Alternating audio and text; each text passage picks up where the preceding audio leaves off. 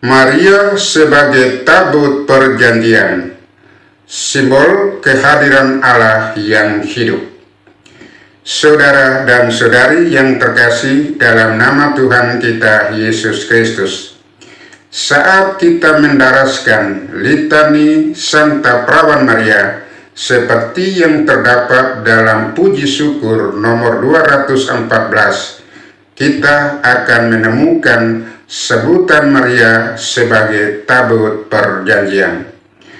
Untuk memahami gelar Maria sebagai tabut perjanjian dapat dilihat dari 4 dimensi, yaitu dimensi biblis atau dimensi kitab suci, yang kedua dimensi historis atau dimensi sejarah, yang ketiga dimensi teologis, dan yang keempat dimensi simbolis spiritual.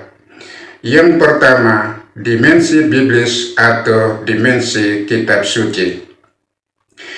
Tabut perjanjian dalam perjanjian lama adalah tanda kehadiran Allah di tengah umat Israel. Tabut itu dibuat dari kayu akasia yang dilapisi emas murni. Baca Keluaran 25 ayat 10 sampai ayat 22. Dan di dalamnya tersimpan loh batu hukum Taurat, manah dari padang gurun, dan tongkat haru yang bertunas. Baca Ibrani 9 ayat 4. Tabut menjadi pusat peribadatan dan lambang perjanjian antara Allah dengan umatnya. Dalam perjanjian baru, para penafsir melihat Maria sebagai tabut perjanjian baru. Dalam rahimnya, Maria mengandung sabda yang menjadi daging, sang firman Allah yang hidup. Baca Yohanes 1 ayat 4, ayat 14. Jika tabut lama memuat tanda-tanda perjanjian, maka Maria mengandung pemenuhan dari segala janji Allah, yaitu terpenuhi dalam diri Kristus, Putra Daud, penyelamat dunia. Peristiwa perjumpaan Maria dengan Elizabeth seperti yang terdapat dalam Injil Lukas 1 ayat 39 sampai ayat 45 sering dipandang paralel dengan kisah tabut yang dibawa Daud ke Yerusalem.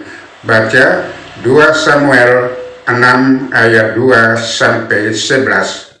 Keduanya menampilkan sukacita, sorak-sorai, dan kehadiran Allah yang memenuhi rumah umatnya. Yang kedua, dimensi historis atau dimensi sejarah. Sejak abad-abad awal, para bapa gereja memberi gelar Maria sebagai tabut perjanjian baru. Santo Athanasius yang hidup pada abad keempat menyebut Maria sebagai tabut sejati yang ditaburi emas dari Roh Kudus. Dalam tradisi liturgi, terutama dalam devosi Bizantium, Maria dipandang sebagai Theoporos atau pembawa Allah. Gereja Barat pun mengembangkan gelar ini dalam doa dan litani, khususnya dalam litani Loreto yang menyebut Maria sebagai Fideris Arca atau tabut perjanjian. Saya ulangi lagi, Gereja Barat pun mengembangkan gelar ini dalam doa dan litani, khususnya dalam litani Loreto yang menyebut Maria sebagai Fideris Arca atau tabut perjanjian. Yang ketiga, dimensi teologis. Makna teologis Maria sebagai tabut perjanjian dapat dilihat dari 3 aspek utama. Yang pertama, kehadiran Allah. Maria adalah kediaman Allah yang hidup, karena di dalam rahimnya bersemayam Kristus, Allah yang menjadi manusia atau firman yang menjadi daging.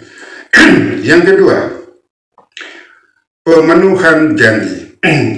Jika tabut lama menunjukkan pada janji-janji Allah, maka Maria menghadirkan pemenuhannya, karena Kristus adalah hukum yang sempurna, roti kehidupan, dan imam agung yang kekal. Yang ketiga, gereja sebagai tabut. Melalui Maria, gereja belajar tabut menjadi tabut rohani, tempat kehadiran Allah di dunia. Sakramen Ekaristi menjadikan gereja sebagai rumah Allah yang hidup, meneruskan peran simbolik tabut dalam perjanjian baru. Yang keempat, dimensi simbolis spiritual. Bagi umat beriman, khususnya bagi komunitas Katolik, Maria sebagai tabut perjanjian menjadi teladan untuk menjaga kekudusan diri sebagai tempat kediaman Roh Kudus. Maria mengundang setiap orang beriman untuk menjadi tabut rohani yang membawa Kristus ke tengah dunia. Kehadirannya yang penuh rahmat meneguhkan bahwa Allah berdiam bukan hanya di tempat suci, melainkan di dalam hati yang terbuka bagi Allah. Yang terakhir, kesimpulan. 1. Maria sebagai tabut perjanjian bukan sekedar gelar devosional, melainkan kebenaran biblis teologis yang menegaskan peran Maria dalam sejarah keselamatan. Yang kedua, Maria adalah tabut perjanjian baru karena mengandung Kristus, sabda yang hidup, pemenuhan hukum, mana sejati, dan imam kekal. Yang ketiga, dengan demikian, gelar ini meneguhkan relasi unik Maria dengan Kristus, sekaligus menegaskan peran Maria sebagai teladan dan pelindung bagi gereja. Ave Maria, sebab buah tubuh Maria adalah Yesus. Semoga Tuhan memberkati kita semua. Amin.